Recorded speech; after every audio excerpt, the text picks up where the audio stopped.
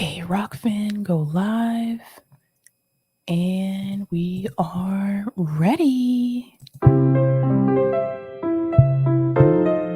Doobie-doobie-doo. Doobie-doobie-doo. Doobie-doobie-doo. I'm your host, Sabrina Salvati. Doobie-doobie-doo.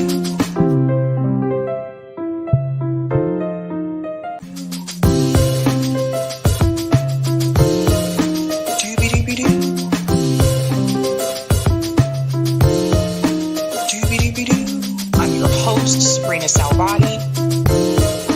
Doobie-doobie-doo.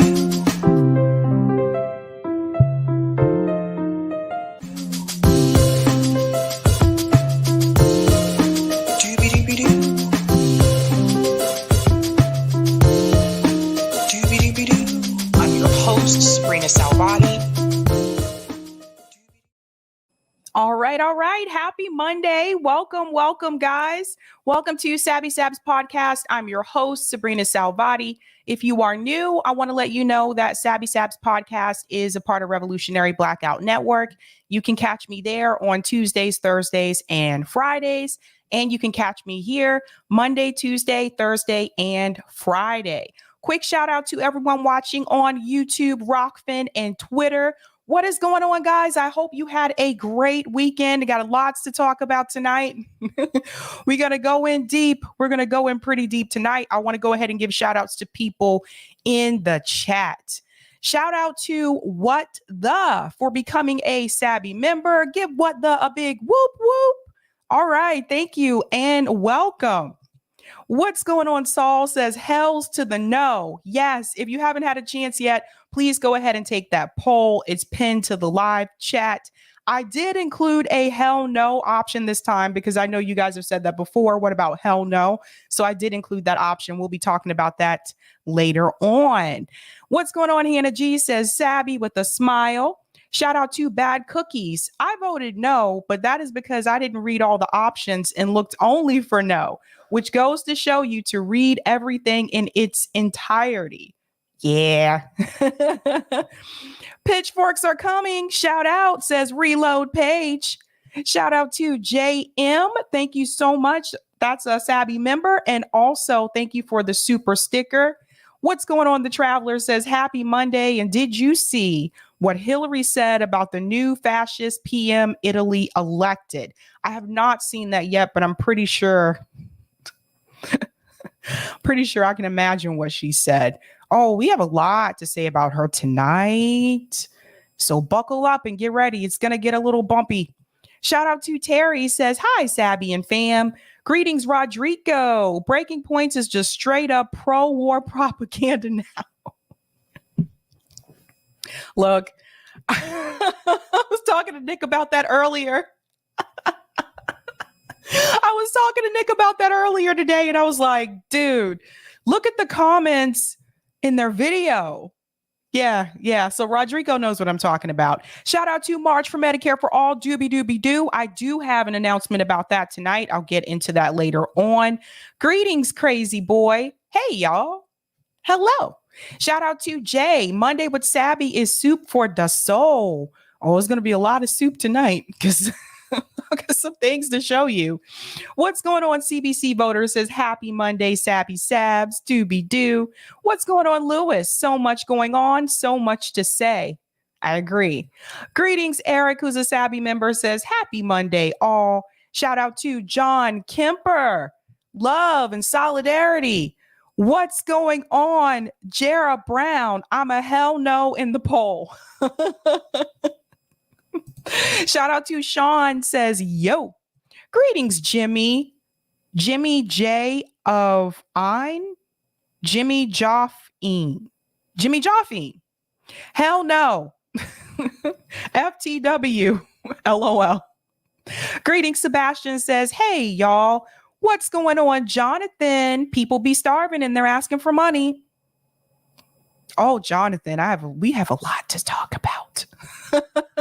Greetings, Yep says, hey, Sabby and fellow comrades. What's going on? Randy says, hello, love. Shout out to Selgato. Smash the hypnosphere. Hit that like button, guys. That helps me out with the algorithm. Thank you for the reminder there. What's going on, Michael? If by pro-war you mean literally anti-Russian war against Ukraine, then I agree. Oh, man, the comments tonight. We're just getting started. Just getting started. Shout out to Brandy, says, hello, all. Greetings, crank forward. Hot sauce, Hillary. I would have made her empty that bag. Yeah, she tried to use that line. She was like, I got that hot sauce in my bag. And I was like, oh, no. Greetings, Rebecca. In all honesty, I feel like America is just a sinking ship. And the only way is just to leave and go to an actual democratic country. Of course, you may risk getting bombed by America if you go there. Isn't that sad, Rebecca? Isn't that a shame? Tells you something about the U.S. empire, doesn't it? All right. Quick shout out to everyone who is a Sabby patron. What's going on, guys? Go ahead and share here. Thank you guys so much. Okay, Eric, thanks. Thank you guys so much. Those of you who are Sabby patrons, if you're interested, I have 5 categories: members, Sabbies, Sabsters, Sabinators, and of course, the ultimate. You guys are awesome. Thank you so much. And you know what? We're going to go ahead and give a huge special shout out to new Sabby patrons. We call them newbies. Let's give it up for Susan Krajnik. I hope I'm saying that correctly. And Sim Metzger. Thank you guys so much. I really do appreciate your support. It really does go a long way. So,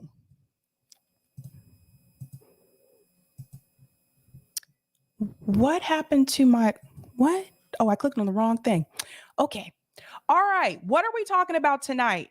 Good stories tonight. Let me go here. All right. Tonight, we are discussing Matt Taibbi and Aaron Mate reveal Hillary. Yes, they said something in that video, and we are going to dive into that and a couple of other times where Hillary Clinton has gotten away with things that I don't think she should have gotten away with. We're going to go back in time. We're also going to discuss Chuck Todd impeach. What is that about? And how does that relate to Joe Biden? And last but not least, we're going to talk about the squad visits Boston. Oh, I have so many things to say about that, ladies and gentlemen, and I cannot wait to get into it. So let's do that. Let's go ahead and get started with our first story. Now, Chuck Todd hosts Meet the Press, and there was a question that he asked this weekend, which, to be honest with you, I was very surprised that he asked this question. I was surprised, and I don't know if he got the answer that he was expecting to receive, but here we are. This is in reference to Joe Biden's job as president. Now, he is interviewing Nancy Mace. Now, Nancy Mace is one of the House Republicans. Shout out to Aaron Rupert. He actually posted this. Let's go ahead and get into this video. I want you to hear the question that he bravely asked and the response that he received. Let's go into that. Republicans pitched, Kevin McCarthy put out his pitch for, they called it a commitment to America on this. And part of it in there was accountability, and it's kind of vague. But you've heard some of the details, and I know you've talked about the idea that there may be a special select committee.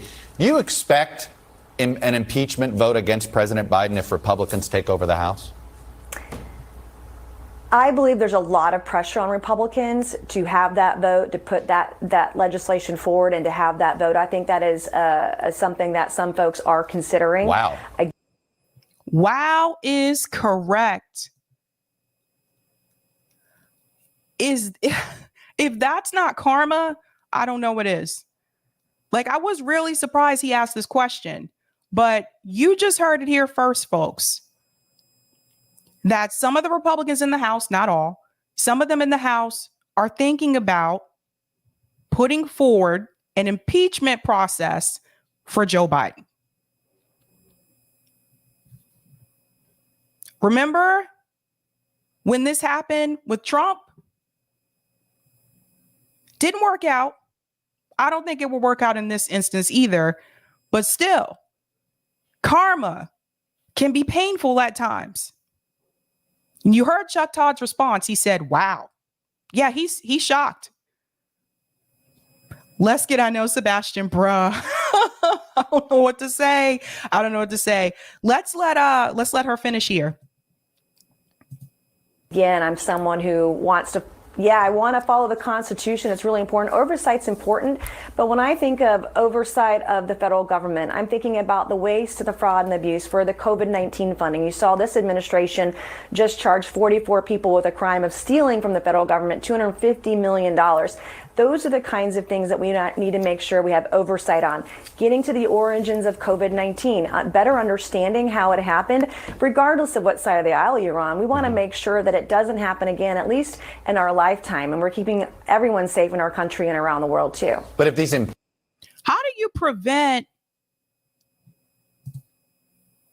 illness, I guess, in a way? It was something like that what happened with the pandemic. I mean, I'm not sure if there was a way we could have prevented a virus coming in. I mean, it happened, but let's hear this again, because I really want to see if they do have grounds. So listen to this again. Administration just charged 44 people with a crime of stealing from the federal government $250 million. Those are the kinds of things that we need to make sure we have oversight on. Getting to the origins of COVID-19, better understanding how it happened, regardless of what side of the aisle you're on. We want to make sure that it doesn't happen again, at least in our lifetime. And we're keeping everyone safe in our country and around the world, too. But if these... At this point, if you don't understand how it happened, I'm a little bit confused. I just... Okay, let's go on. Impeach Biden votes come up. How are you going to vote? Uh-oh. Again, I'm going to read how that bill is filed, what's in it, what evidence there was. I didn't vote to impeach the former president of the United States because I felt like due process was stripped away. I will not vote for impeachment of any president if I feel that due process has been stripped away for anyone. And I typically vote constitutionally, regardless of who's in power. I want to do the right thing for the long term, because this isn't just about today, tomorrow, this year's election. This is about the future of democracy. This is about protecting our Constitution. This is about protecting our freedoms and making sure my children and your children, everyone, their grandchildren too, grow up in the best country that it can be. And we have to work together and figure out the path forward, because the far fringes, the far right, far left, isn't going to cut it for the vast majority of Americans today. So he basically was asking her, yes or no, if impeachment is brought forward, would you vote for it? Yes or no? She didn't say yes or no. Again, more politician talk. Just answer the question. Yes or no? Listen to this last part. There's something I want to point out that she mentions. This is something that politicians tend to do often. They like to bring the children into it. Again, I'm going to read how that bill is filed, what's in it, what evidence there was. I didn't vote to impeach the former president of the United States because I felt like due process was stripped away. I will not vote for impeachment of any president if I feel that due process has been stripped away for anyone. And I typically vote constitutionally, regardless of who's in power. I want to do the right thing for the long term, because this isn't just about today, tomorrow, this year's election. This is about the future of democracy. There's that word again, democracy. They're all using it. They're all saying we have to protect our democracy. This is about the future of our democracy. That's the number one important thing to them right now, is that not this economy, not people being evicted, not the lack of housing, not food shortages, but protecting democracy. And of course, she would be from South Carolina. I have to call that out. I'm sorry. For those who don't know, I went to college in South Carolina. So, of course, it would be her that they bring on. Watch her bring in the children.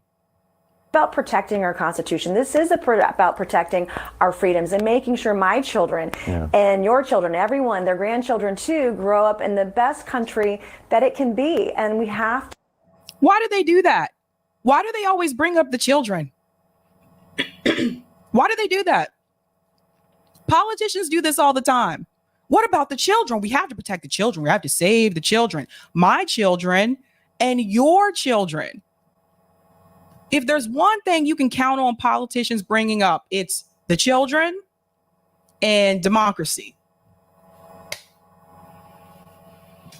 You see this? You see it? David goes, Sabby, I'm originally from SC, and let me tell you, she's not the only one. No, she's not. She's not. Bad Cookie says, oh, won't you please think of the children? Right. You see how they do this? They're trying to tug at your heartstrings. So yes, some Republicans in the House are already considering filing some type of impeachment process against Joe Biden for the way that things have been handled since he took office. Now, I think this is all, again, it's for political theater. I think it's for show. Colin says, can we please think of the children? Do you guys remember back in the day? Some of you, I don't know the ages of everyone in the chat, but do you remember like back in the day, like especially like the 90s, it was kind of like, I guess, expected for artists to have a song about the children. So MC Hammer had a song called Please Don't Hurt the Children? Something about the children.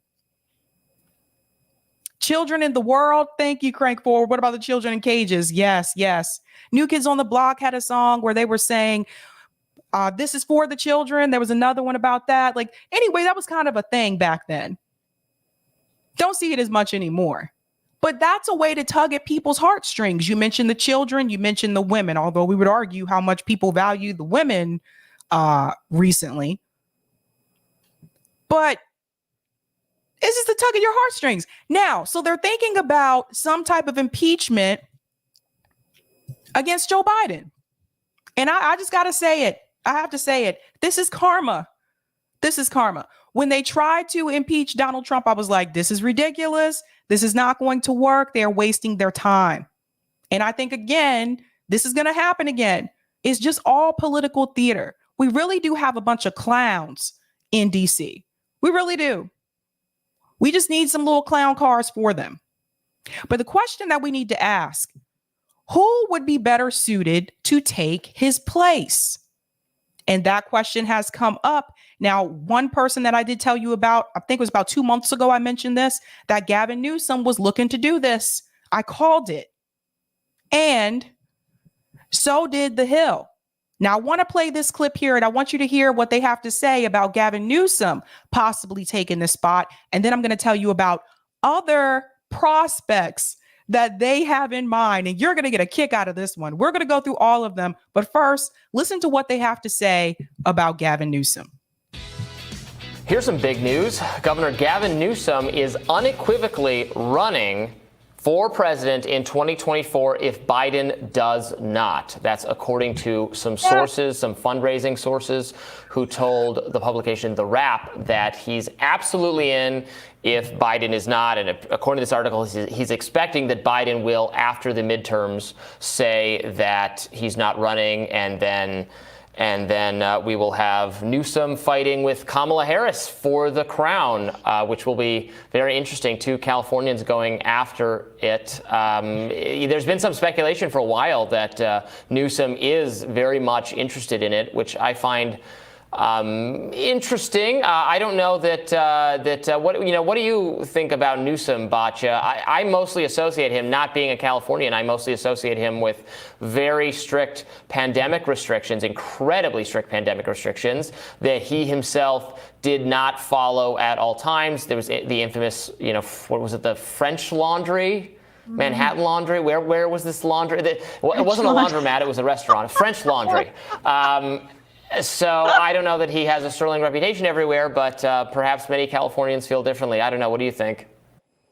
Let's go ahead and add in something else about Gavin Newsom, too. Now, he's referring to the part where during the pandemic, Gavin Newsom again had shut things down in California, similarly to the way that our governor shut things down here in Massachusetts. But Gavin Newsom was still going out, having dinner, lunch at these fancy restaurants like the French Laundry, and he was not following those same protocols that he told Californian residents to follow. Now, there's more. For those who are not aware, I think it is important to mention that Gavin Newsom is related to Nancy Pelosi by marriage. So I say this because if this does happen and you see people like Nancy Pelosi and the rest of the DNC heavily supporting and trying to pump up Gavin Newsom, you'll know why. She's from a political dynasty. Her father was the mayor of Baltimore. She comes from a political family. I believe her daughter is also looking to possibly take her seat in the future. So keep that in mind when you think about someone like Gavin Newsom. Remember, he had a recall that happened. It's like, dude, learn how to be a governor first. Learn how to be a governor before you run for president. You really want to run for president after what you did to people in California? But he'll probably get a pass because he's related to Nancy Pelosi. So keep that in mind. I mean, I think that the outbound move rate from California is 60%, right? Mm-hmm. So people vote with their feet. I don't know. To me, he's one of these people who like looked in the mirror and thought he looks like a president. And so decided that, you know, like, remember the Beto line, you know, I was just born to do it, right? I agree with you. I mean, his national reputation, it's not just COVID. I mean, look at the crime in California that we see every day, the destruction of beautiful cities like San Francisco and Los Angeles, the homelessness population, the way that his administration has handled homelessness and crime, which seems to only incentivize both of them. I just want to add in here to her point. He can't handle what's happening in his own state, but he wants to manage the entire country. Dude, get a handle on the homelessness problem in California first. How about you do that? Tackle that. Get a handle on those things. Get a handle on the cost of living in California. Let's break that down. Get a handle on the taxes in California, the way people are being priced out of that state. This is why people are flocking from California to Texas. Get a handle on that. You can't control what's going on in your own state, which is extremely expensive, but you want to manage the country. It kills me.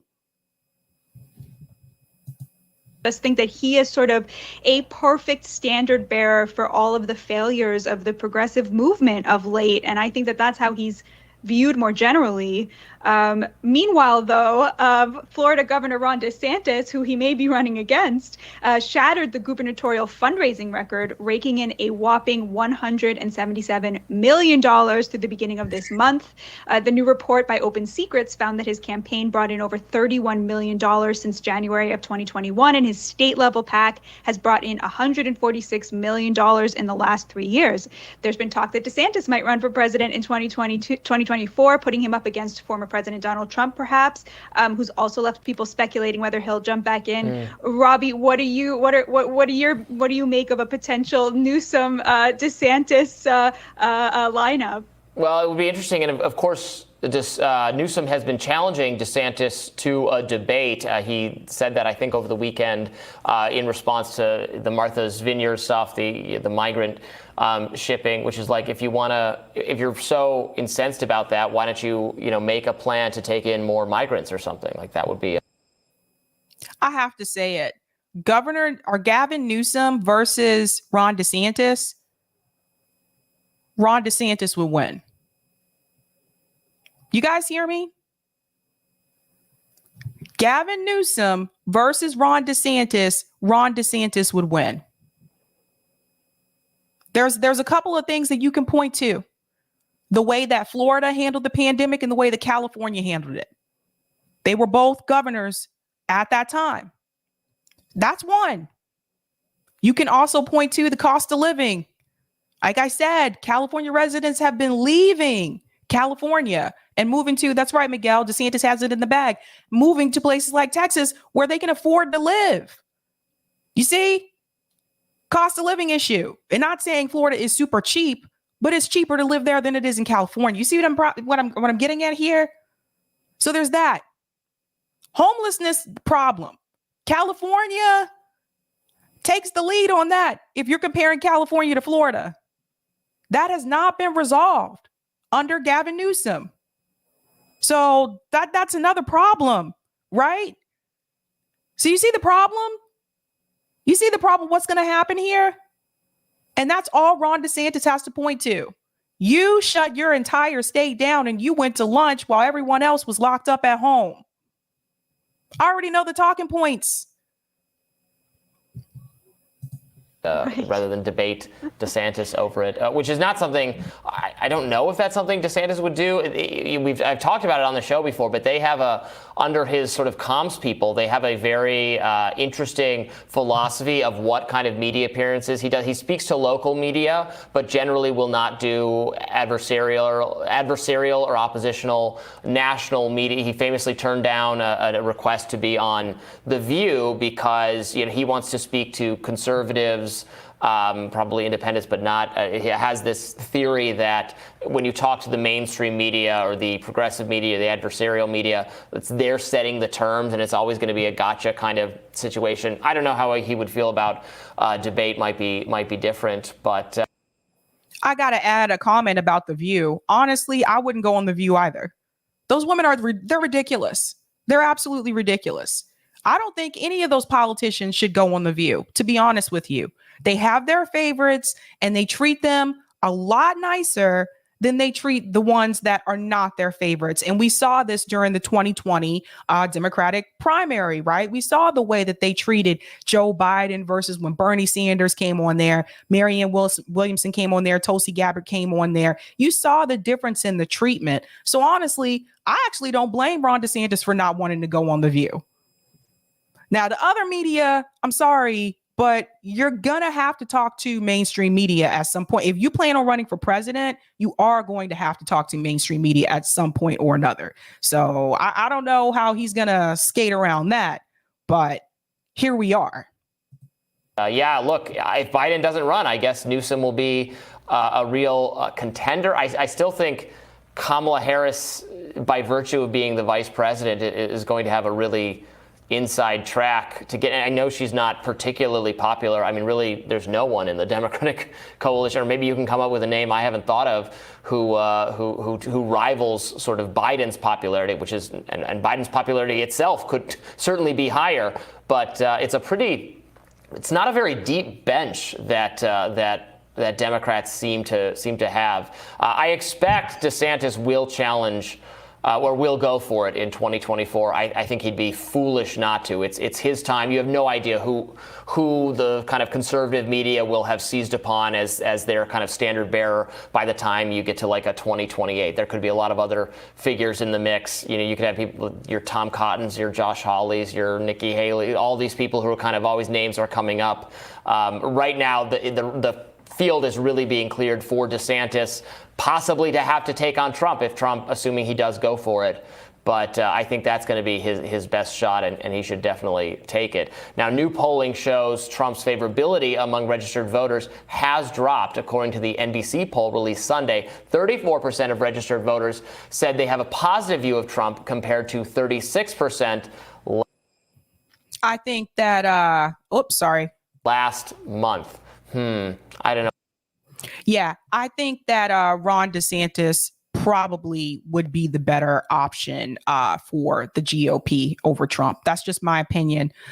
He's been making a lot of moves lately. So that's kind of how I see it. Now, Robbie mentioned the bench, the Democratic bench. Let's see who else. You're going to get a kick out of this one. Who else they think they're saying is most likely to run if Joe Biden bows out. Wait for it. Here we go. I'm just going to show you their pictures and we're going to tear them apart bit by bit. I just go ahead and say. So, of course, obviously, Kamala Harris, because she is the vice president. I do want to remind you, this woman could not get a single delegate when she ran for president in 2020.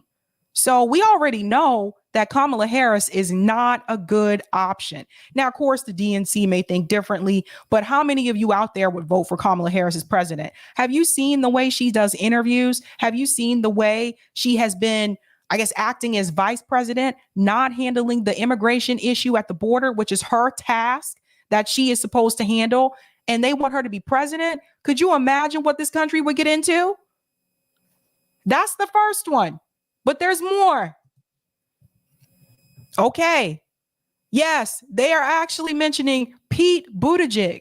They think that he would also be most likely to run. Pete Buttigieg, who's another one, I'll say the same thing about Gavin Newsom that I said about Gavin Newsom. I'll say the same thing about Pete. Learn how to be a mayor first, because he was mayor of South Bend, Indiana, and the Black community was not too happy with Pete Buttigieg. The police officers, the Black police officers were not too happy with Pete Buttigieg. So for people who don't know, Booty demoted a Black police officer because that police officer complained about racism in the police department. Instead of demoting the people who were actually being racist, he demoted the Black police officer who complained about it. As the mayor, he can remove the police officers from that department. What was that all about? Not to mention, there have been other people from the community that have come forward. They approached him at a town hall. You can see all these videos on YouTube, by the way. They approached him at a town hall when he was mayor there, asking him why he hasn't done anything about Black missing children in South Bend, Indiana, where he said he would get involved, and he did nothing. A woman's child was found hanging from a tree. I kid you not. It's 2022. This is still happening. And he said he would do everything that he could. He did nothing. The woman came out about it publicly. And yet, this was during the time when he was running for president, and you had mainstream media outlets like CNN and MSNBC trying to toot his horn and trying to prop him up. Be a mayor first. Learn how to do that right first. So there's that. Then there's also the fact that Booty is going around telling people in interviews, hey, everybody, if we're going to add more electric vehicle charging stations, so just go buy an electric vehicle if you really want to help the climate. So he's assuming that everybody has money to buy a car. You see the problem? You see the class issue? This is why I tell you, we need to stop picking people who are not from the working class. This is a big part of the problem. Just go buy an electric vehicle. I can't go buy another car. Can you? There's more. Wait for it. Governor Gretchen Whitmer. Really? All the problems that she's had in Michigan? Again, learn how to be a governor first. I don't know. Like, who comes up with these ideas? Who comes up with that? Let's go on. There's more. Okay, we know about Gavin Newsom. We talked about him. Believe it or not, they really pushing Elizabeth Warren again. Of all the people.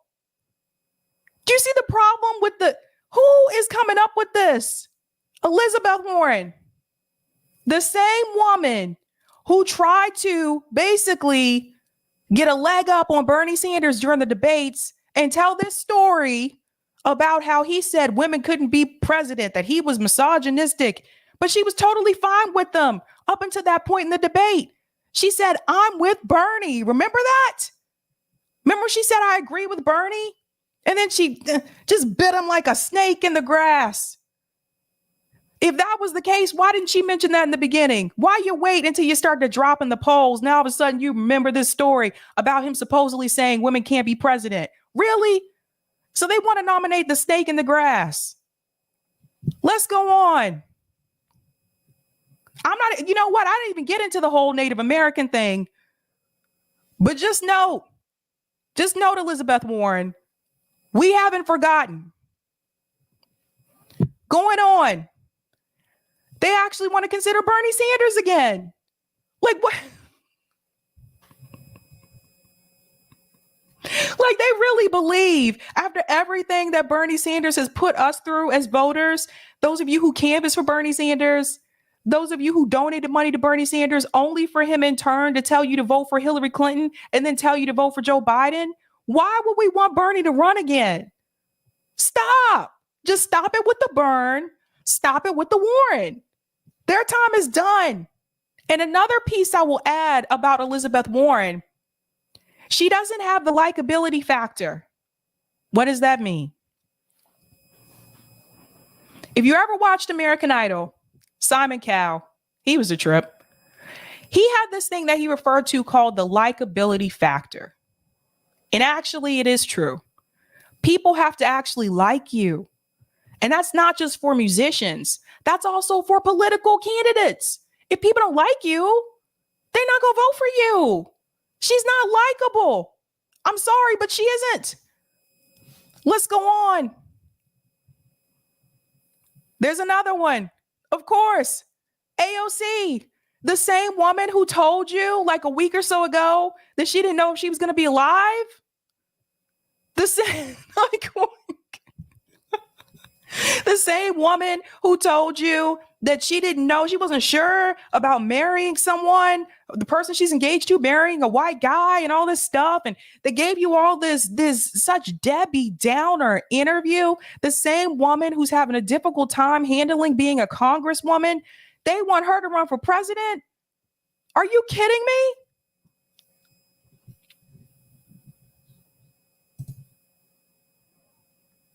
These are the options.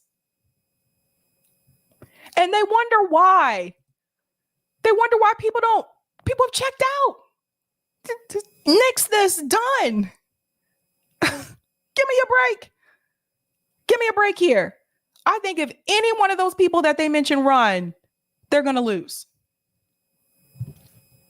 Case in point. I'm going to go to some of the comments and we'll go to the next story. I really couldn't believe this. I was like, you gotta be kidding me.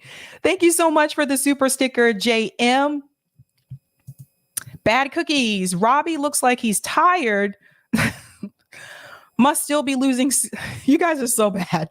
Must still be losing sleep from rabid nightmares of Nick coming for him in his sleep. Oh dear.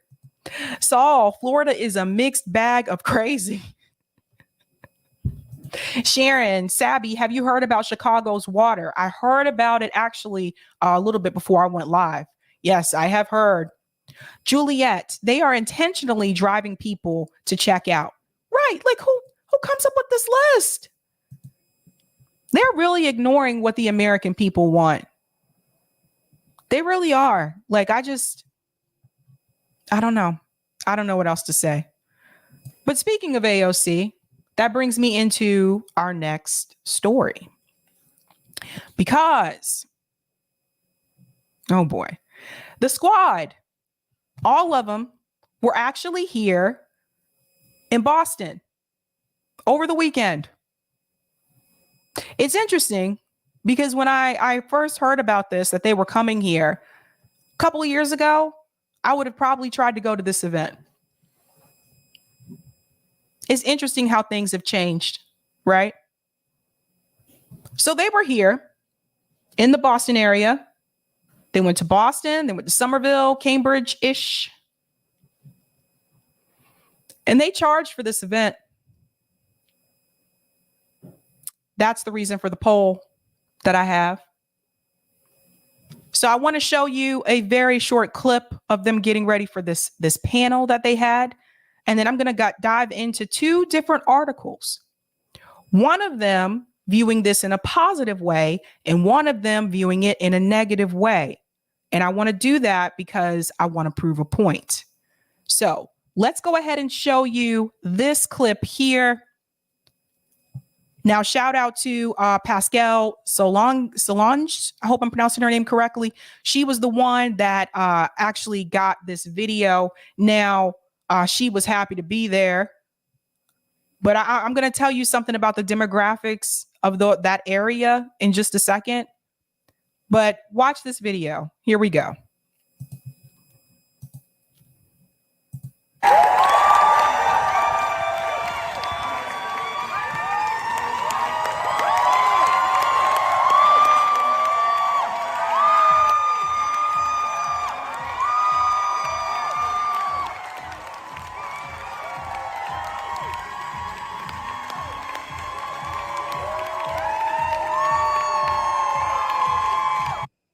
Now I want to pause it here because I want to show you who's who. Oh, wait, there's someone's hand.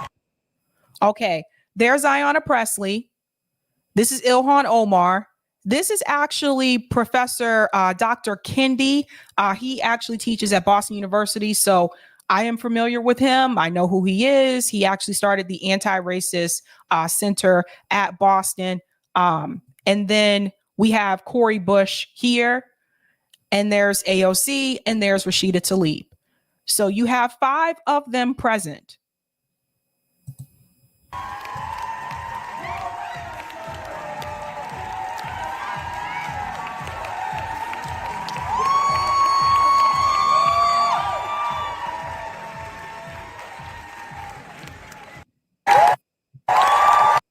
So yeah, that's that.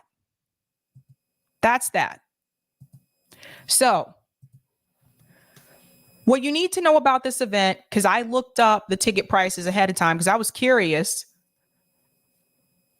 The cheapest ticket was $10. I think that came across just as like general admission.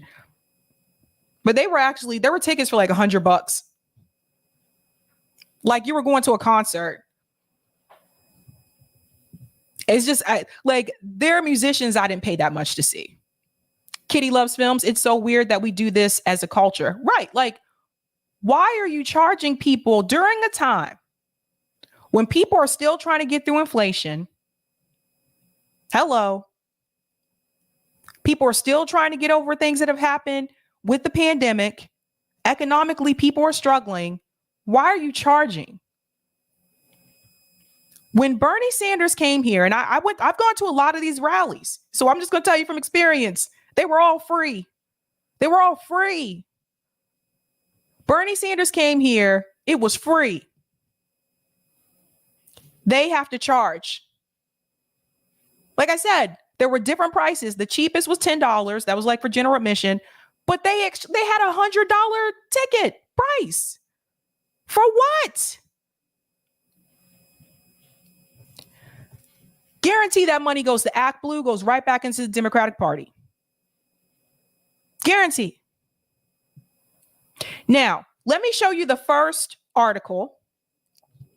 Let me share here. This one is from the Boston Globe. Now, this is the article that's showing this more in a favorable light. And then I'm going to get into the other article that does not show it in a favorable light. So I'm going to make this a little bit larger for you guys because we're going to break this down. And I'm going to tell you why they went to the area that they went to in just a second. So it says hundreds gather to see Pressley and the squad talk policy and identity in Somerville. See, they even put identity in the title. So that's the identity politics part. You see what I mean? Identity politics is when you use your identity to gain favorable views politically, to use it towards your political position. They even put it in the title. Let's go on. The afternoon event followed morning canvassing in Roxbury. You see what I mean? It's not like they just came out to hang out with people and to talk to people. It's to get you to vote. So here we go. So that's them here. We're going to go on. In Somerville, Representative Ayanna Pressley and members of the squad celebrated Saturday afternoon with supporters before a sold-out crowd in Davis Square after starting the day at a canvassing kickoff in Roxbury. Now, hold on to that sold-out crowd in Davis Square, because I'm going to tell you in a minute what the numbers actually were. Pressley, along with fellow Democratic representatives Rashida Tlaib, Ilhan Omar, AOC, Cori Bush, held a community celebration and panel conversation moderated by Dr. Kendi, founding director of the Center for Anti-Racist Research at Boston University and the co-founder of The Emancipator. Let's go on. The line waiting to see the squad at the theater stretched around the block Saturday afternoon, with people queuing up more than an hour before the event. The gathering started with an introduction from Pressley, who took the stage, took a standing ovation, yada, yada. when you are truth tellers, when you speak out against injustice and inequity, there are some who think that comes from a place of hate. But you know, and I know, this is a movement rooted in radical love. Now that's coming from her. Now let's go on here. This is the part that I want to point out. Kendi opened with a question about how each woman's life experience influences their work on policy. See what I'm saying? So here we go. Omar discussed identifying as a refugee and an immigrant. You see what I mean? AOC spoke about her experience as a survivor of sexual assault. And again, not saying you can't talk about those things. But even the article, even the writer of the article is telling you that's what they led with. They led with identity politics, not policy. That's the problem. Let's go on. Bush gave a response that drew rousing applause from the crowd. She talked about being a working mother, fighting to feed her children, to be a member of Congress. Now here, though the audience was largely filled with Boston area residents, some had made the trip from out of state. Do you see that? You know what that tells you? And I know this by living here, that it wasn't just people here in Massachusetts. Now let's get into the numbers, because this is the part that I think is laughable, because I know how many people they used to be able to bring out. So right around here, find that spot. Go away. Go away. Close.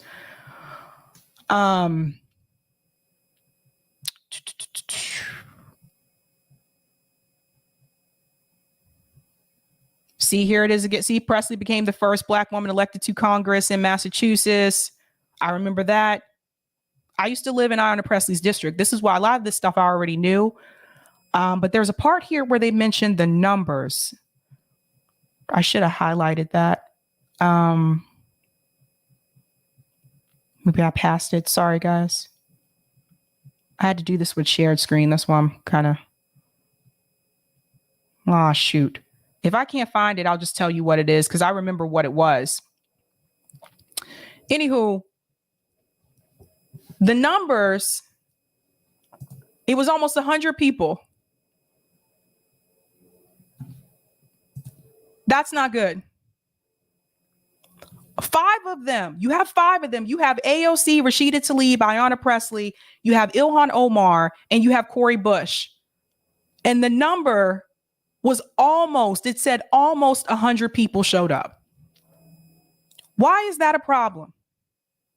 What does that tell you about the squad? I can tell you, if this would have been 2.5 years ago, it would have been more than 100 people. And you have to remember, some of the people that were there were not even from, don't even live here. You had all 5 of them and only approximately 100 people showed up with all of them? What does that tell you, you guys? What does that say about the squad? And I told you the cheapest ticket was $10. What does that say? That's troubling. Look, when Bernie Sanders came here, it was 10,000 people. 10,000 people. Did you hear me? I was there. The numbers are smaller because they don't have the same level of support that they did before. Remember, Ilhan Omar almost lost her primary this time around. She almost lost it. Did you see it? The Bernie rally was free. Ayanna Presley's rally, like her other rallies that she's done here, have been free. What is this? And you can't say they're using the money for their election this year. Their primaries already happened. Do you see that? What? Do you see that? Maybe 100 people? Now, this article here, here's the other opinion. Sabby has more viewers now than those that attended that event. That's sad. That's crazy. Now, and that was on the weekend. This article here speaks about it in a different way. And I want to show you both sides. Now, the Boston Globe spoke about it in a positive light. Boston Globe, for the most part, is pretty liberal. Just FYI for those who don't know. Now we have the Boston Herald. Listen to what they say. This is why you have to see both sides. Has the squad peaked and lost its political power? We need to talk about this. So again, here they are here in town. And it talks about this. It says that they were here in Boston area this weekend. Okay.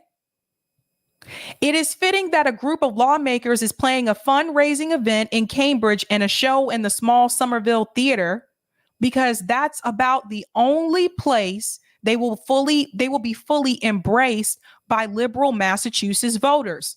Let's talk about that.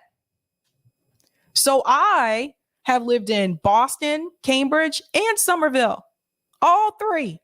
And we're going to get into the district map in just a second.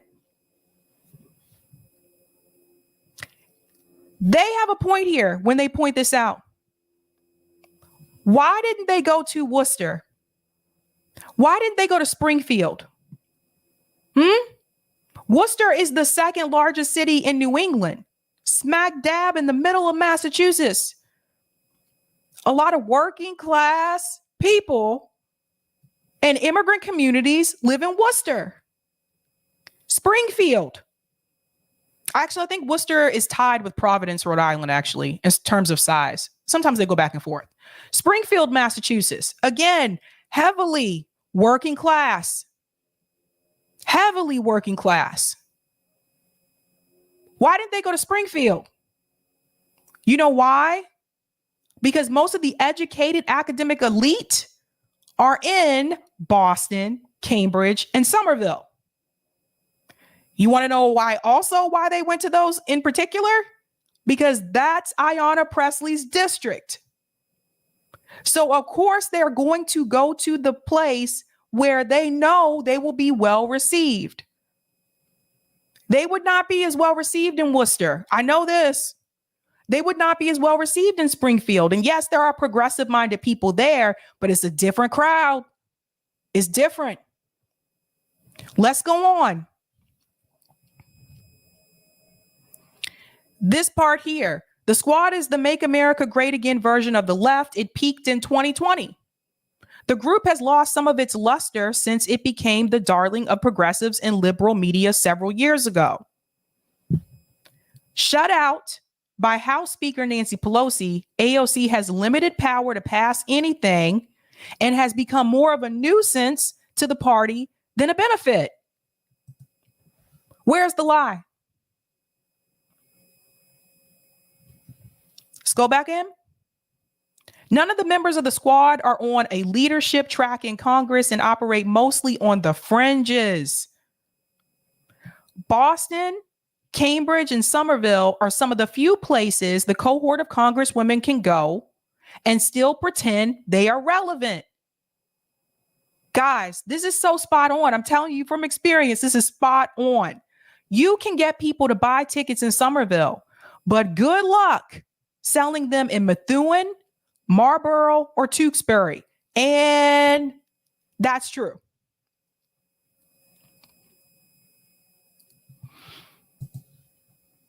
The event on Saturday features musical and spoken word performances, according to the organizers. The squad is going to Somerville and Cambridge because they don't represent the mainstream of the country or even the Democratic Party. And this is interesting. This is interesting. Is that true? Is it true that they don't really represent the mainstream of the country? I keep telling you guys, we're small. The left is small. We're not as big as we think we are. But even if that is the case, that doesn't mean you don't go to the other areas where you may not be well received. You don't shut people out. You don't only just go talk to the people that you know are in favor of you. You have to talk to people that you know are not in favor of you. How else are you going to grow these progressive policies if you only talk to the people that are already on the left and agree with you? Like, no offense, but looking at it now, those of us on the left, why do we need to go to an event with the squad to listen to them on a panel? Why do we need to pay to go to that event if we already on the left? What do you need to convince me of? Let's go on. Even in Massachusetts, progressive candidates backed by Presley lost their races in the Democratic primary earlier this month. See, guys, people aren't talking about this. This is what I'm trying to tell you. Locally, this is what's happening. They think that just because squad members won their re-elections, they think everything cool. No. Everyone I've seen AOC also endorse, they all lost. India Walton, Jessica Cisneros, they lost. Do you guys see?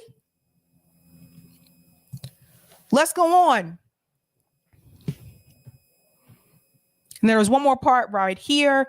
Only in places like Somerville and Cambridge are the squad still treated like rock stars. Don't even think about getting tickets because the event is sold out. And that's what I was saying. Like, you had them come to the Somerville Theater. Guys, if you have never been to Somerville Theater, I've been there before. Like I said, I used to live in Somerville. The Somerville Theater is small. It's tiny. It's not an AMC theater. It's not a Regal cinema. It is a small, old school style theater. Tiny. That's where they had them do this panel? All 5 of them?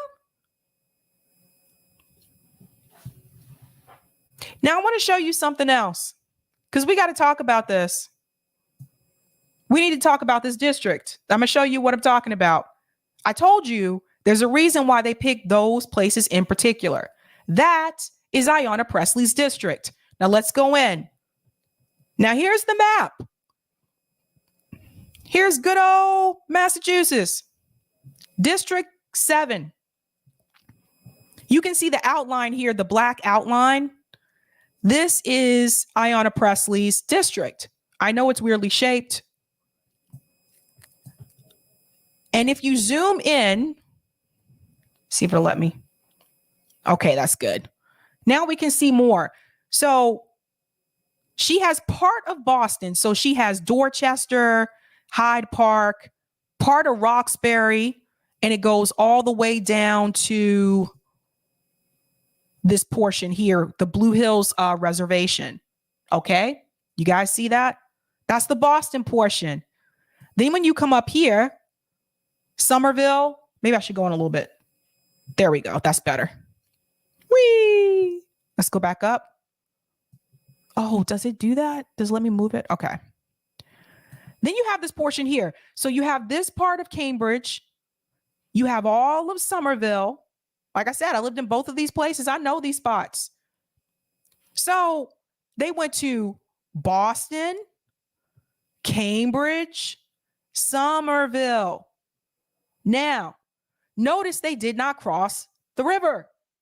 Why didn't they go to Everett? Why didn't they go to Chelsea? You know why? That was also in her district. Because those 2 areas in particular are heavily working class and heavily immigrant. I'm going to keep it real and be honest. Some people to this day are afraid to go to Chelsea. I'm like, look, I've been to Chelsea multiple times. Ain't nothing ever happened to me. Period. But predominantly in Chelsea, that's usually where you'll find a lot of immigrants from South America usually reside right there in Chelsea. And then in Everett, actually we have a mixture of a lot of people in Everett, but Everett also tends to be particularly working class. They didn't cross that river. So again, if Everett and Chelsea were a part of her district, why wouldn't they go there? Again, I told you it's a class issue. So what you have to understand is that Somerville and Cambridge, and particularly Boston as well, they're not the cities that they used to be during your parents' time. Those areas have been heavily gentrified. Somerville and Cambridge, it's hipsterville. Like, I'm just keeping it real. It's hipsterville. You go to Cambridge today, You'll be lucky if you can afford an apartment. You'll be lucky.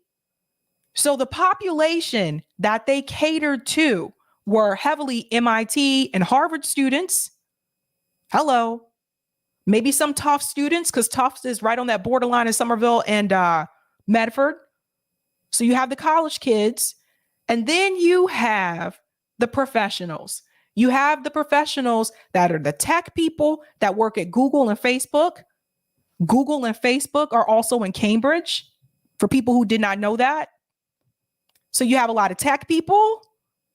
You got a lot of people that work in healthcare, a lot of the nurses, the doctors, some professors, engineers. That's the community, for the most part, that they are catering to. And I got to say this, because if you don't live here, you may not realize this.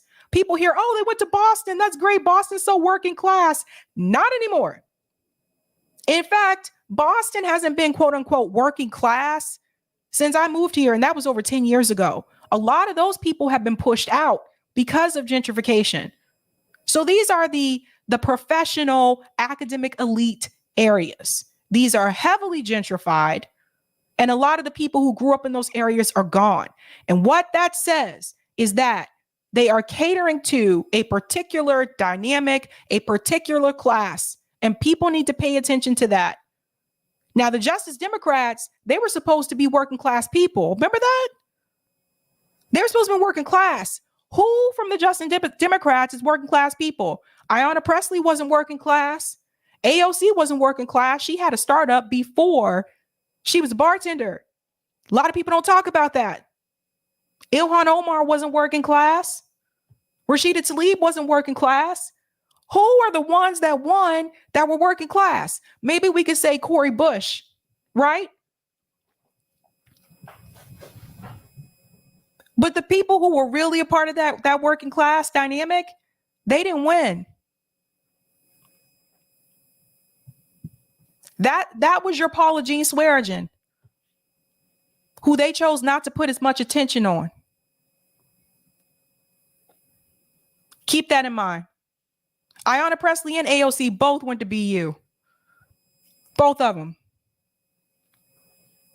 So let's zoom out here. Let's see if it'll show me the whole. Yes.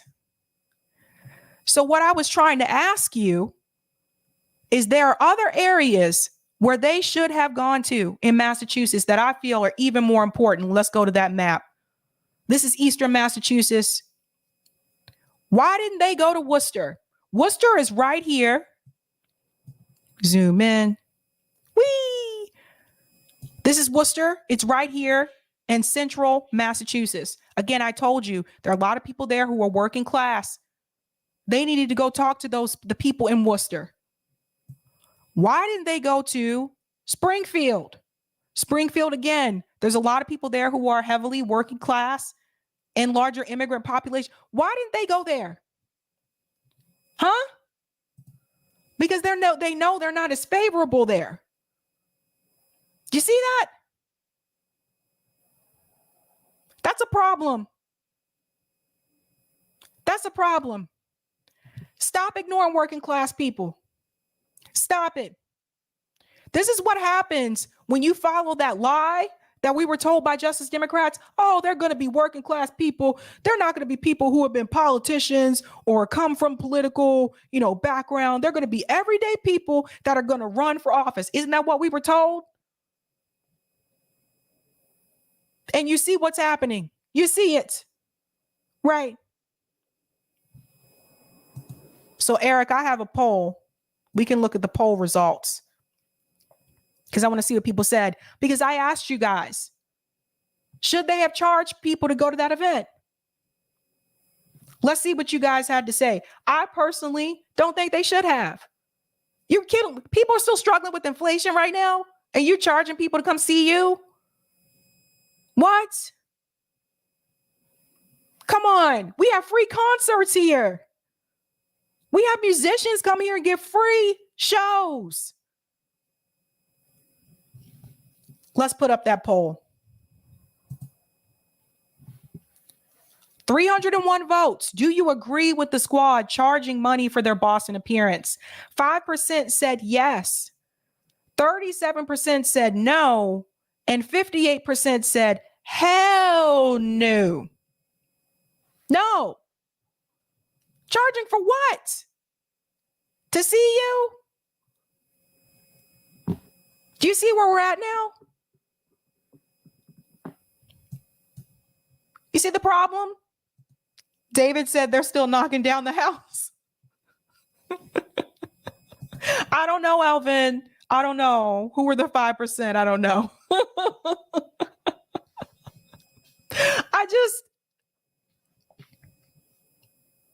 But the fact that they got maybe 100 people to show, it said roughly around 100 people, with all 5 of them, guys, that's not good.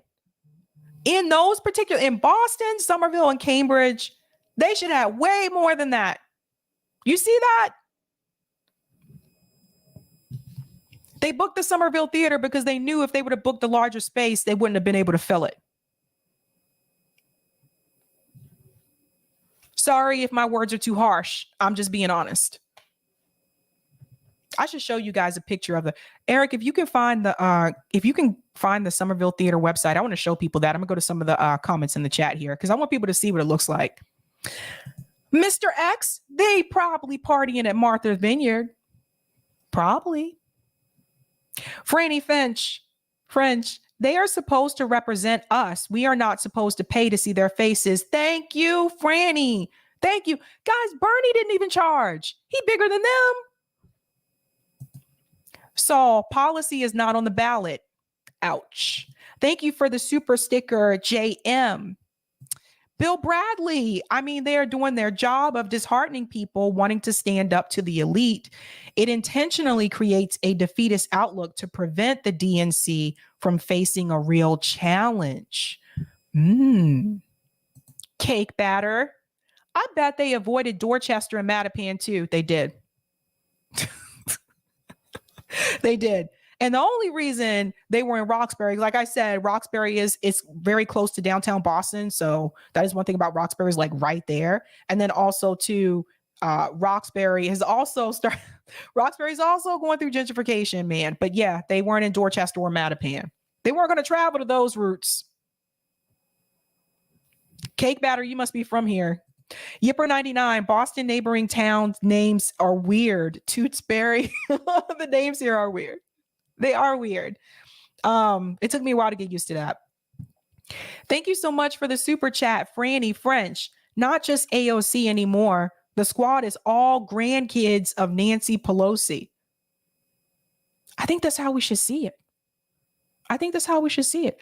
I started watching this show called Pretty Little Liars, and I know I'm like years late, but I never saw it. And I started watching it. I can't stop watching it. And I'm thinking to myself, if you could replace all those girls that were a part of that little squad on the show, replace them all with the squad from DC, put in AOC and Rashida Tlaib and all the rest of them and put them in them same roles. And you can call them Pretty Little Liars too, I guess. Thank you for the super chat, Colin. If the squad had the clout, they could sell out the Garden easily. Right, Colin. So you feel me, Colin? I know you're from here.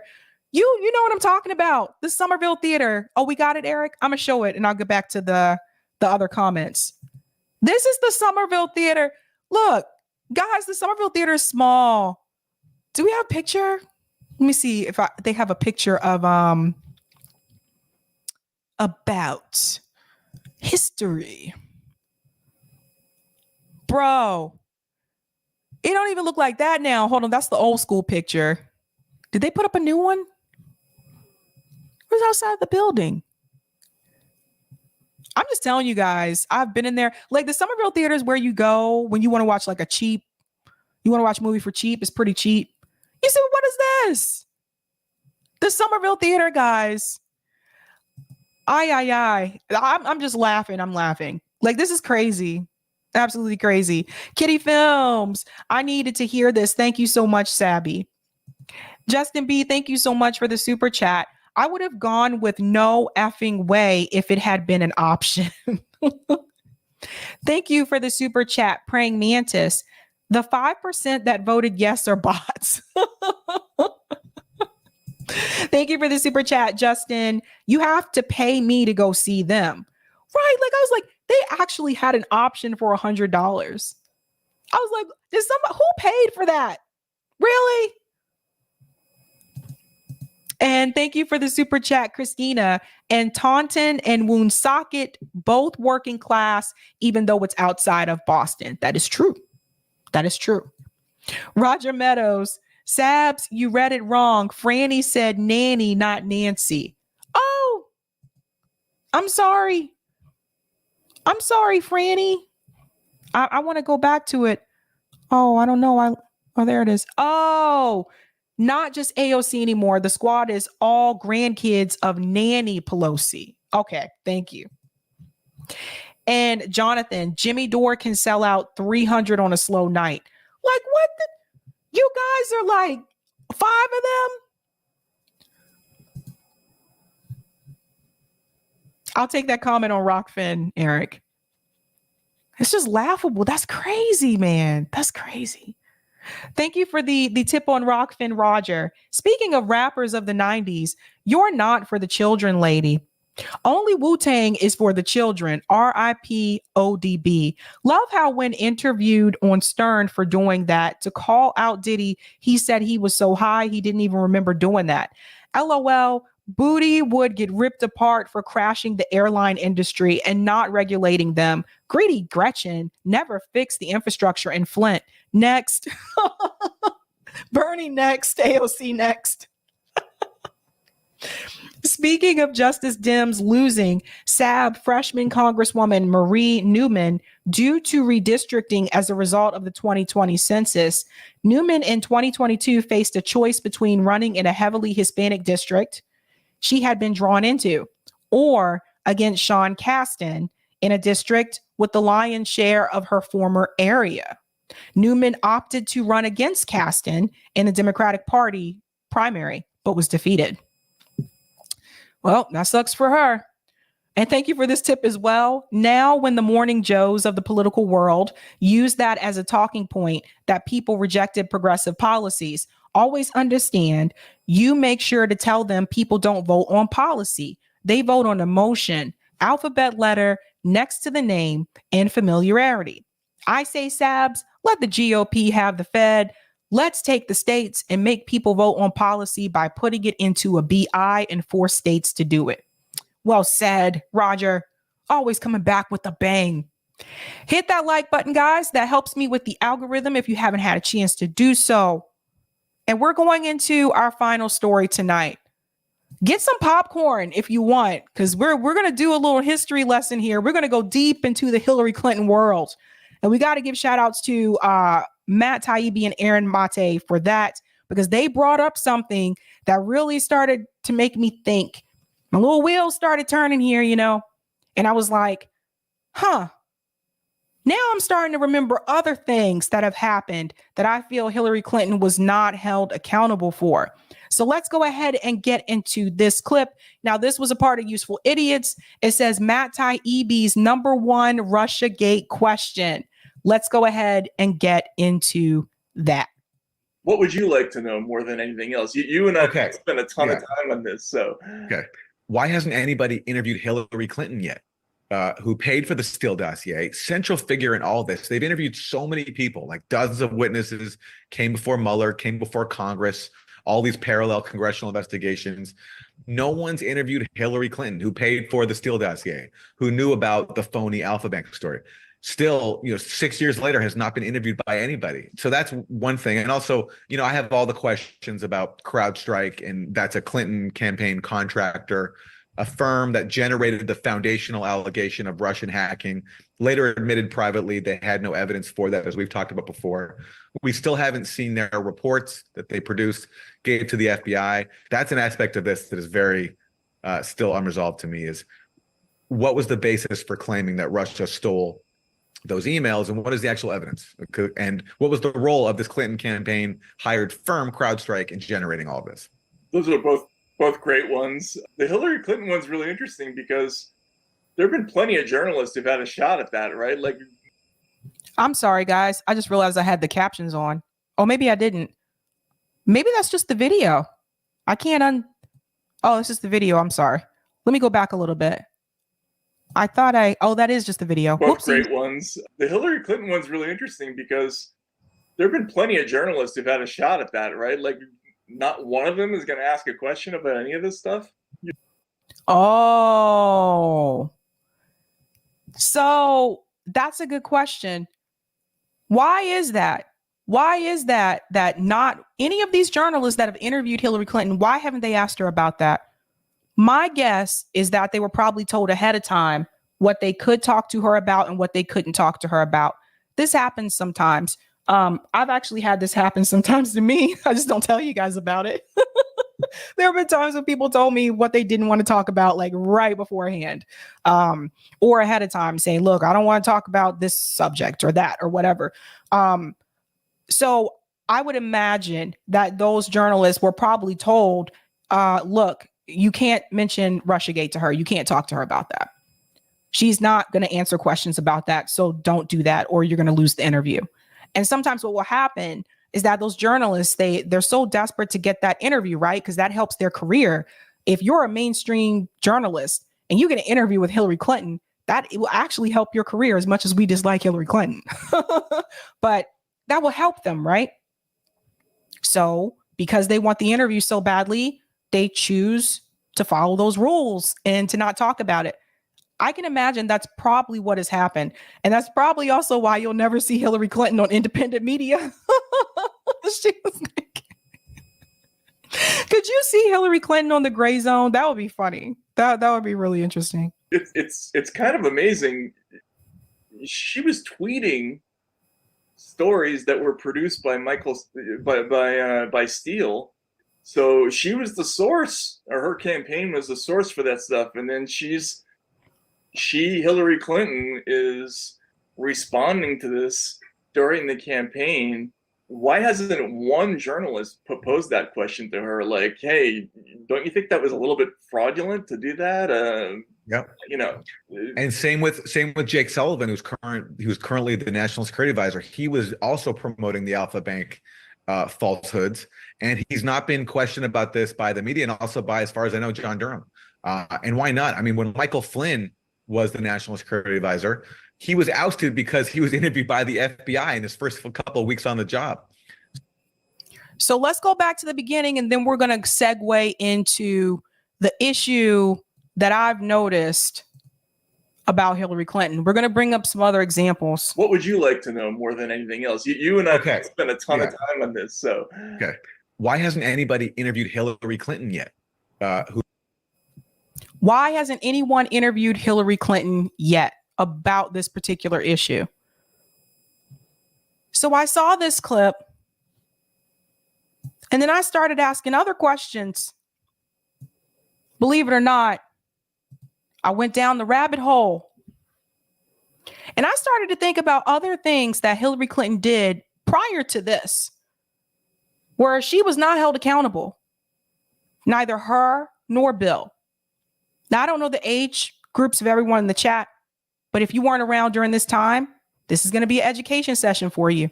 So grab a notepad and take some notes. I have two examples that I want to point to that makes me question why Hillary Clinton has not been held accountable. It wasn't just Russiagate. The first example was a little scandal called Whitewater. Some of you may remember this, and some of you may be like, what is this about? So let's dive into that. Here's what you need to know about the Whitewater scandal. I'm going to break this down for you guys. I would like to make it bigger because the text is, there we go. The Whitewater scandal was a real estate controversy that came to public attention in the 1990s. It involved former Bill Clinton and his wife, Hillary. I should say former president. I'm sorry. I said former Bill Clinton like he's someone else now. Hillary, along with their associates. Whitewater was a land development venture that turned into a failed investment. Take some notes. We're about to go deep. After a series of lengthy investigations into the matter, famously led by independent counsel Kenneth Starr, the Clintons were never formally charged with a crime. Although several of their Whitewater associates fared quite differently. Now, here's something I want to point out, and we're going to go into that as well. They weren't charged with the crime, but some of their associates were. Make that make sense. Let's go in. Key takeaways. Actually, I want to skip that part and get into... No, I can't do this. Key takeaways. The Whitewater scandal was a real estate controversy involving Bill and Hillary Clinton that came to public attention in the 90s. The Clintons partnered with James and Susan McDougal to purchase 230 acres of land to build and sell vacation homes. Federal regulators investigated McDougal's other dealings in 1986, which led to questions about the Clintons' involvement in the Whitewater deal. So had it not been for those investigations into McDougal's dealings from 1986, they probably would have never even gotten to the Whitewater deal that the Clintons had with McDougal. So it was because of prior investigations. The Clintons were cleared of any wrongdoing, but several of their associates faced felony convictions. Now, I'm not talking about they just got a slap on the wrist. Felony convictions. You see that? Ken Starr investigation also included several other controversies, including the Clintons, and that also included the Lewinsky sex scandal. So let's go a little bit deeper here. Whitewater Development Corporation. When Bill Clinton was elected as governor of Arkansas in 1978, he and Hillary were looking for ways to boost their income. Surprise, surprise. James McDougal approached the Clintons to join a venture with him and his wife, Susan, and they agreed. So this was a joint venture. They were very much involved. It wasn't like they just decided, I'm just going to buy like a little bit of land. I don't know what James McDougal is doing. No, this was a joint venture. I have to point that out. The Clintons were already acquainted with the McDougals. Bill, having met James as an intern while he was interning for office of Senator William Fulbright, both couples agreed to purchase 230 acres of land in the Ozark Mountains of Arkansas that would become the Whitewater Development Corporation. So there you go. Now listen to this. Under the deal, they would create individual lots to sell as vacation homes, attracting people who were interested in fishing and outdoor activities. But there were several problems that devastated their plans. Oh, here we go. The land wasn't very accessible, and there was a lasting impact from flooding in the area. So let's remember that. The land was not accessible, and there was lasting impact from flooding. I don't know about you, but I don't want to build any property on land that had flooding issues and had impact from flooding. Let's go on. There were also pressures of the economic cycle with interest rates on the rise. This meant potential investors and those interested in the second home could no longer afford to purchase a property. The real estate venture eventually failed, costing the Clintons a reported $46,000 in losses. Bill Clinton was elected governor in 1978, and James McDougal entered the banking industry in 1980. He was forming Madison Guaranty Savings and Loan 2 years later.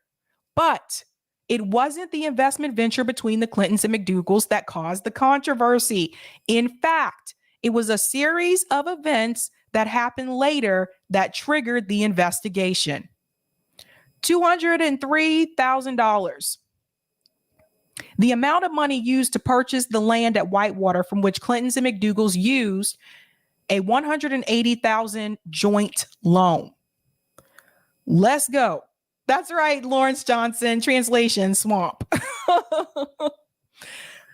Here we go. Jump to this one. Actually, no, I'm going to do it in order because I want people who haven't heard about this to understand. The Whitewater investigation. In 1986, federal regulators investigated another real estate investment. This was a construction project called Castle Grande, which was backed by James McDougal. Surprise, surprise. The investigation led to McDougal's resignation from Madison Guaranty and the eventual collapse of the bank. Again, the bank collapsed, okay? Now, its failure cost the government $73 million, and it was insured by the Federal Deposit Insurance Corporation. I'm going to say this again. This bank, the collapse of this bank, cost the government $73 million. Hope you guys taking good notes. Questions surrounding the Clintons' involvement in the Whitewater deal grew during President Clinton's first term in office. And an investigation into the legality of the Whitewater transactions was launched. Now they're starting to look at their money. Allegations surfaced during the investigation, which was led by Special Prosecutor Robert Fisk, that Clinton pressured David Hale into making a loan for the Whitewater deal. Other allegations came out, implying Clinton's gubernatorial campaign debts were paid off by Madison through McDougal. Fisk issued a grand jury subpoena to President Clinton and his wife for documents related to Madison Guaranty. The Clintons initially reported the records as missing. Oh, surprise, surprise. All of a sudden, the records are gone. I don't have those. Oh, no, they just seem to be missing. Oh, shoots. Here we go. Eric says money here, money there. Yeah, what happened to it? Oh, dear. The documents were eventually found and cleared the Clintons of any wrongdoing. But what happened to those documents after they were missing? Were those documents edited? I don't know. The investigation continued. However, Kenneth Starr at the helm and the businessman David Hale as the star witness. Starr alleged that Bill Clinton, during his term as governor of Arkansas, pressured Hale to make an illegal $300,000 federally backed loan to Susan McDougal. The allegation lost much of its credibility after Hale was convicted of numerous felonies. Here we go. This is important to note. In 2001, Bill Clinton pardoned Susan McDougal. You see how this works? You scratch my back, I scratch yours. You prevented me and my wife from going down. I'm going to take care of you too. I'm going to pardon you. And here was the outcome. All three inquiries into the White House land deal yielded insufficient evidence to charge the Clintons with criminal conduct. However, several of their associates were convicted as a result of the investigations, including James McDougal, who was convicted of fraud and conspiracy charges in 1997 related to loans made with Madison. Now, they convicted the associates, but somehow Bill Clinton and Hillary Clinton managed to skate by with no charges. Now, I'm not a lawyer. I'm not a private investigator. But something just didn't sit right with me. Something is just a little suspicious. My spidey senses are going off. Something is off. Now, let's go on. And then here we go.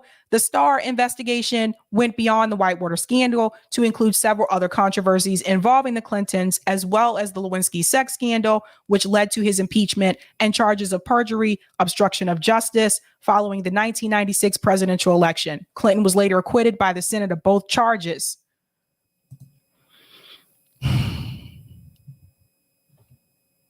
It just seemed like to me that no matter what happens, even if Bill Clinton or Hillary Clinton, let's focus on the Hill, if Hillary Clinton is involved in some way, shape, or form, she's never held accountable. And I believe that she is very much so protected.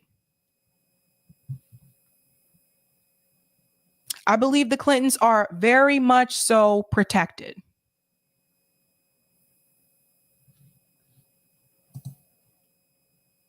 And that's not the only thing. Now I want to show you another example. This is strictly just all Hillary. No Bill involved with this one. And I want you to listen to this.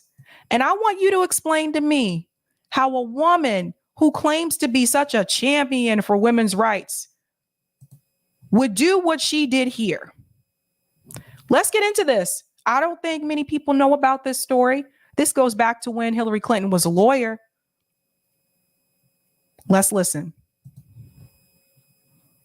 Oh, we're going all in tonight. It happened on this stretch of highway in Fayetteville, Arkansas, back in 1975. A 12-year-old girl brutally attacked by a 41-year-old man. They were reportedly in his pickup truck after midnight and parked in a ravine. That's where she says he beat and raped her. The sixth grader ended up in the emergency room. The young lawyer called on to defend the suspect in the case was none other than Hillary Rodham. Now, I just want to remind you, the victim was a child. And Hillary Clinton was representing the victim, a child. 27, she had moved to Arkansas to be with her then boyfriend, Bill Clinton. Hillary Rodham was running the legal clinic at the University of Arkansas in Fayetteville. The defendant, Thomas Alfred Taylor, who denied the charge, had requested a woman lawyer. So the judge appointed the future Mrs. Clinton. It would be her first criminal defense case. Maylin Gibson was the prosecutor at the time. The day after she was appointed, in fact, she called me and wanted to know if I could get her unappointed. She didn't want to represent the rapist. Despite her objections, Clinton immersed herself in Taylor's defense, as she was legally obligated to do. Just want to interject here. It's not uncommon for a lawyer to be assigned a case. That's not uncommon. That comes with the job. That's part of the territory, right? But that's not the bad part about this. That's not the worst part. Just wait for it. Wait for it. I want you to see what Hillary Clinton said. In this affidavit seeking a psychiatric evaluation of the victim and signed Hillary Rodham, the rookie lawyer painted the victim as emotionally unstable, suggesting she'd brought false accusations like this before, that she fantasized about older men, and that experts say children like the victim tend to exaggerate or romanticize sexual experiences. Now, I want to jump in here and I want to tell you again, this involved a child. Those are Hillary Clinton's words about a child. The person she's supposed to be representing.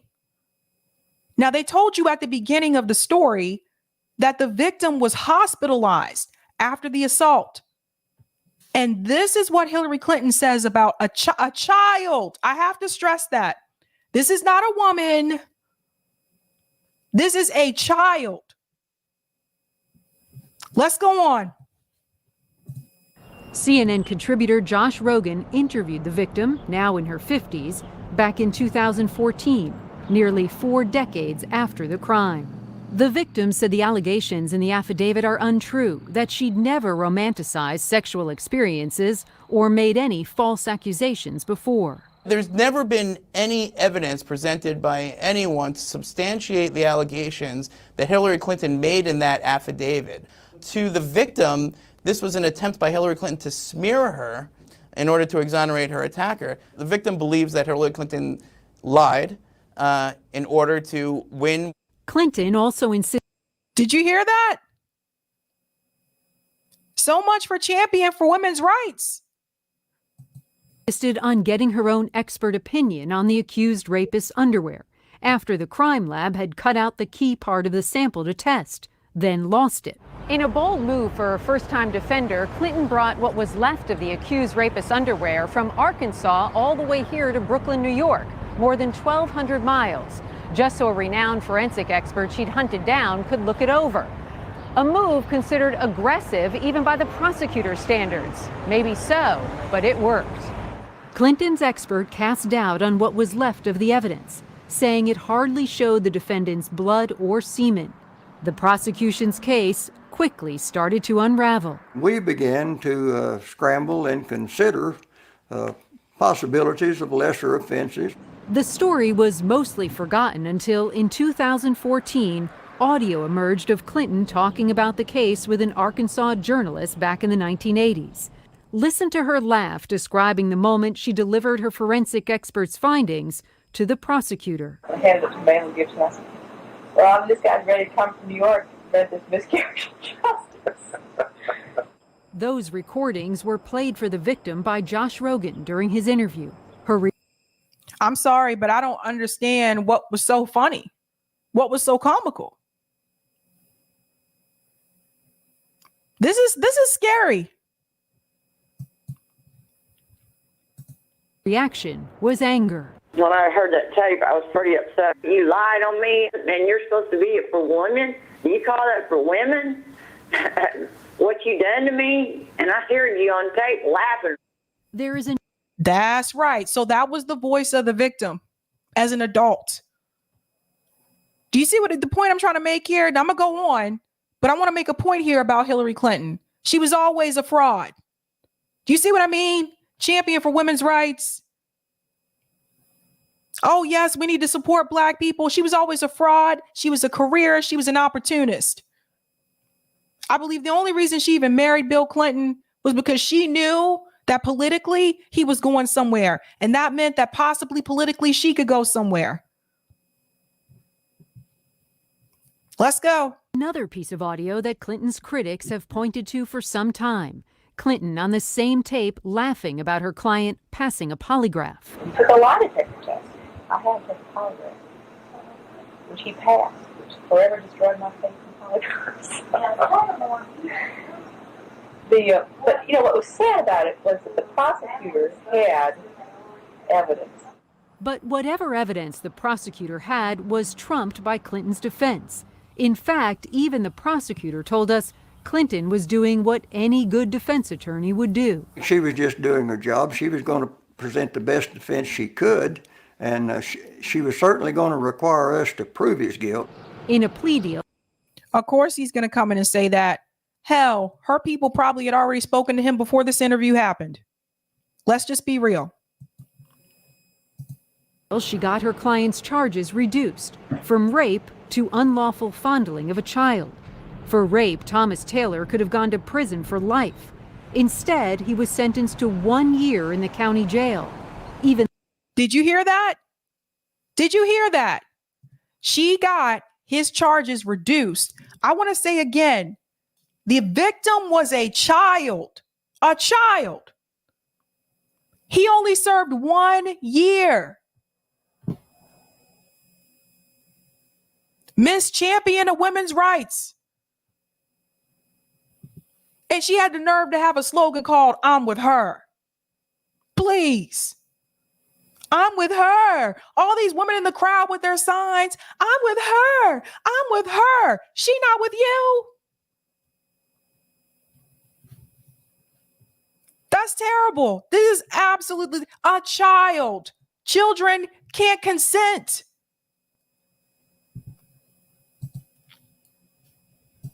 From rape to unlawful fondling of a child. For rape, Thomas Taylor could have gone to prison for life. Instead, he was sentenced to 1 year in the county jail. Even that was reduced 2 months for time served. Clinton was asked about the case weeks after her audio tapes emerged during this interview with an online parenting network in Britain. When you're a lawyer, you often don't have the choice as to who you will represent, and by the very nature of criminal law, there will be those who you represent that you don't approve of, but at least in our system, you have an obligation, and once I was appointed, I fulfilled that obligation. No matter her explanation, the victim sees it very differently. She said that the sentence was a miscarriage of justice. In the victim's view, you cannot at once smear a rape victim and then turn around and claim to be a defender or a role model for women. That's my point. That's my point. Do you see the hypocrisy? No, but this is your Hillary Clinton. Remember the same woman that said people were being sexist if they didn't vote for her? This is the same person. The same person. Now, some of you are asking me, when was this video published? This video was published 6 years ago. And yeah, this was on CNN, surprisingly. This was published 6 years ago, it says. Now, let me go back to the beginning to make sure I got, because I saw someone say about the representation, or actually, I could just go to this part here. Oh, you punks. They didn't put the thing there. It's the part where her face shows up right there. Suspect in the case was none other than Hillary Rodham. Just 27, she had moved to Arkansas to be with her then boyfriend, Bill Clinton. Hillary Rodham was running the legal clinic at the University of Arkansas in Fayetteville. The defendant, Thomas Alfred Taylor, who denied the charge, had requested a woman lawyer. So the judge appointed the future Mrs. Clinton. She represented the defendant. Sorry, she represented the defendant. But do you get the point that I'm trying to make here? Guys, this was a case against a child. A child.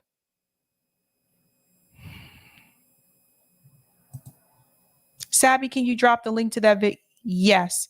Eric, can you put the link in the chat to that? A child. That's a problem. That's a problem. Dana, and she cackled about it later. Yeah, she's on video, like audio, laughing. What's funny? It makes me wonder, who else is she covered up for? Who else is she protect? Why is this woman so protected? You have to ask yourself that question. It's a problem.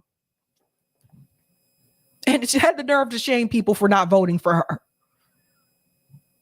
But to the point that we were making earlier in reference to Matt and Aaron's clip here, when they asked, like, why haven't people interviewed Hillary Clinton about, in reference to Russiagate, why haven't they interviewed her about that? Why haven't they asked her these questions? That's a good question to ask. And that question kind of led me down that pathway. And I was like, oh yeah, remember Whitewater? Remember all this other stuff? Why was there no accountability? It's almost like it was just quickly just wiped away. So Hillary Clinton is who I thought she was. She's a fraud. And that's not someone that you should trust. And I can't believe they gave this woman a master class. But I guess they're giving it to anybody now, right? Because they gave one to George W. Bush. Really? Politics in this country is a clown show. It's a joke. I'll take the comment on Rockfin, Eric. Thank you so much for the tip, Roger. Imagine being a reporter walking into halls of Congress with Wonder Woman's magic lasso. You'd have mofos running from you if there are any Congress members attached to wheelchairs. They'd be putting jetpacks on their chair and shit. Congress members on crutches be hopping away top speed. Police be tackling and tasing you, putting you on a January 6th trial. You'd be in jail with the shaman dude. Thank you so much for that, Roger. I'm gonna go to some of the comments here. Ashura, is Matt back or is he done with useful idiots? I do not know.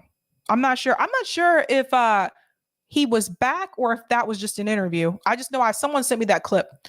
So not sure, bud. Eric, any journalist that would buck the establishment never gets hired in the first place. Ah, that's true. See, Brass, the hypocrisy related to Hillary Clinton and Trump is wild. Yes, it's crazy out here, right? It's crazy. Sharon, I'd like to see Nick interview Hillary. I'd pay 100 for that. I'm going to tell Nick you said that. Ha, ha, ha. Yep, I'm going to tell Nick that. That's funny. Thank you so much for the super sticker, JM. Ad Kid, Sabby, great point. And why are the Clintons so protected? Exactly. Why them? And thank you for the super chat, Justin B. I can't believe this was on CNN. What a different news network it is now. I know, like, I was shocked that they reported that. And thank you for this super sticker, JM. Thank you so much. Thank you for the tip on Rockfin, Kenneth White. Goldwater girl, not surprised. That's in reference to Hillary Clinton. And thank you for this tip, Roger. Oh shit, Hillary cackled. The dots just connected. Kamala and Hillary are the same people. You say it again, Roger. You say it again. Now, some good news. Something I do want to shout out that I think is really important. First and foremost, if you haven't had a chance to do so, hit that like button, guys. And then we're going to go into a pretty huge announcement. Now, you guys know, March for Medicare for All. We had marches last year. There was a march in DC this year. I do want to announce this, and please share this with your buds and your pals. We are proud to announce several organizations have joined Medicare for All, or March for, excuse me, I can't talk today. We are proud to announce several organizations have joined M4M for All in filing an official complaint with the Human Rights Council this fall.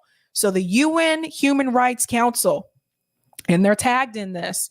For more information about filing and to share your story, please visit m4m4all.org, United Nations. Healthcare is a human right. My healthcare story. These are hashtags that they want you to use, right?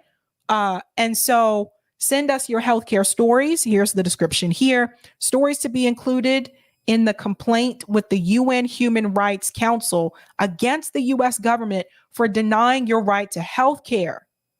And here is everything that it includes. This is important.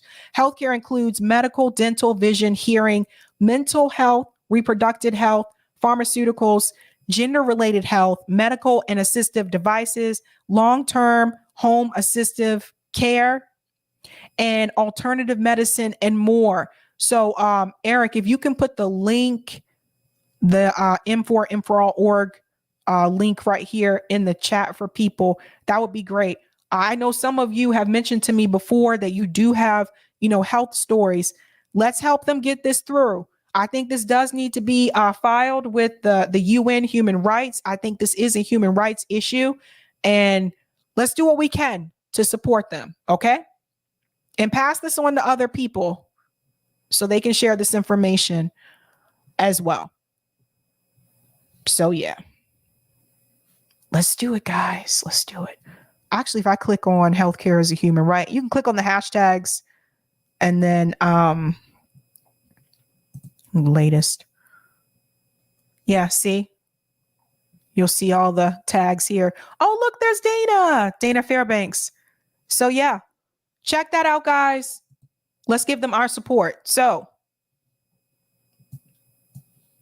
Desert Mantis, let's bring the U.S. into the developed world, right? Did you guys know Cuba codified gay marriage into law before we did? It's still not codified here. So just letting everybody know. Letting everybody know. All right, guys. So that's pretty much the show for tonight. Thanks so much for hanging out with me. I'll be back tomorrow night. You guys do know. Did I tell you guys I'm going to DC? Oh, let me see. Maybe I didn't. Let's go to Misty's page. Misty has this link. Oh, I don't think I told you. I don't think I showed you the people coming, huh? Let's see. Comrade Misty. Oh boy, Misty tweets a lot. This should be interesting. Let me see.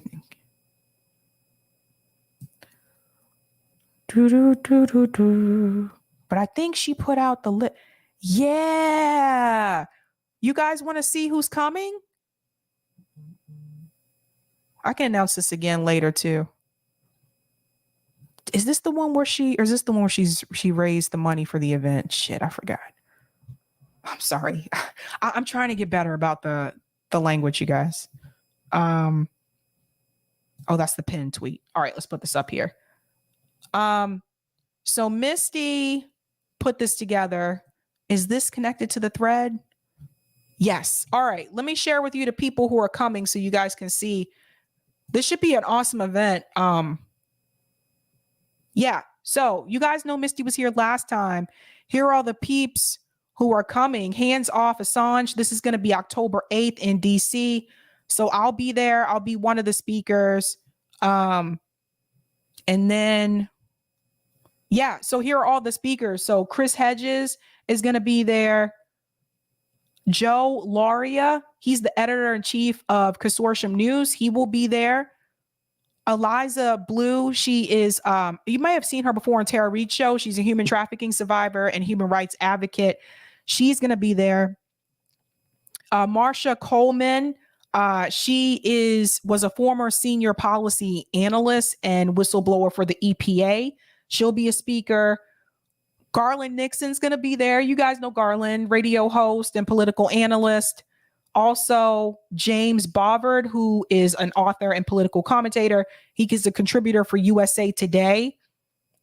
Steve Dozinger is also a speaker there. The activist, writer, public speaker for human rights. You guys know about the Steve Dozinger story in reference to Chevron. Ben Cohen from Ben and Jerry's. He's going to be there. By the way, Ben and Jerry's is mad chill, you guys. Like literally, Ben and Jerry are like mad chill people. Going on, Reverend Annie Chambers will be there. She was a Black Panther. She was also at the March for Medicare for All. She's a real one.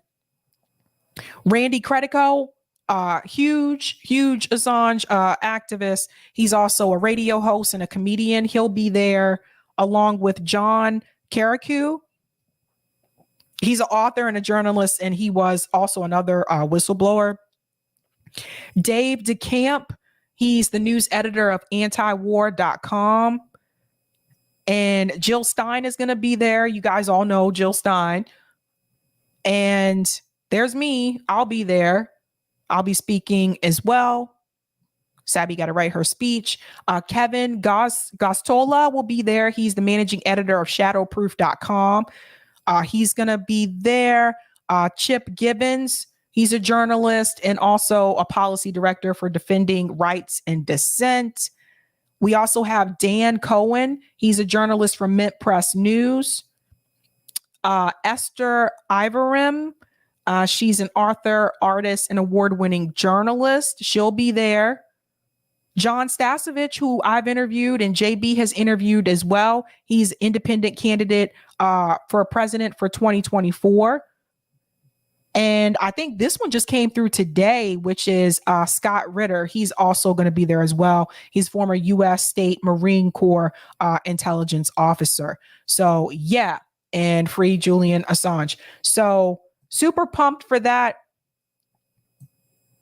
I'm a little nervous. I told Missy, I was like, are you sure you want me to? When I found out who was coming to speak, I was like, are you sure you want me to speak? I'm incredibly honored to be featured with those speakers. Incredibly honored. So yeah, that's what's happening. So that's October 8th. So next weekend I'll be there. And yeah, looking really forward to it. And I think Eric's going too. Eric's in the background, my producer. Sounds like he's going as well. So should be great time. Should be great time. So yeah. Anywho, guys, that's my time. Catch me again tomorrow. David said, sweet. I'm like 20 minutes away from that. Less if I metro in based. And I'll mention it again later on as we get closer to the date. But yeah, guys, gotta skadoodle. But you know how we do this. Have a good night. Keep up the fight.